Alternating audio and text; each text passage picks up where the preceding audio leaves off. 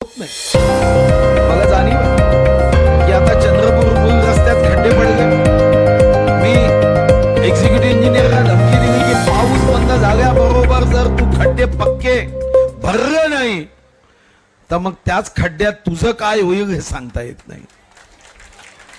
मी स्वतः गडकरी साहेबांना भेटलो आणि पूर्ण रस्ता हा पुन्हा खड्डे पडू नये या दृष्टीने आपण सिमेंटचा करण्याचा निर्णय केला. आणि गडकरी साहेब तर माझ्यावर आकाशा एवढं प्रेम करतात. मी गेल्यावर कोणत्याही शब्दाला ते नाही म्हणत नाही.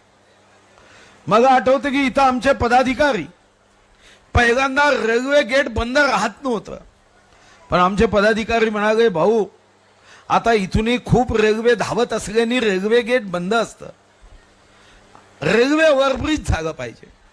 मला सांगायला आनंद होतो की आता गडकरी साहेबांनी रेल्वे ओव्हरब्रिजची ही मान्यता दिली आहे.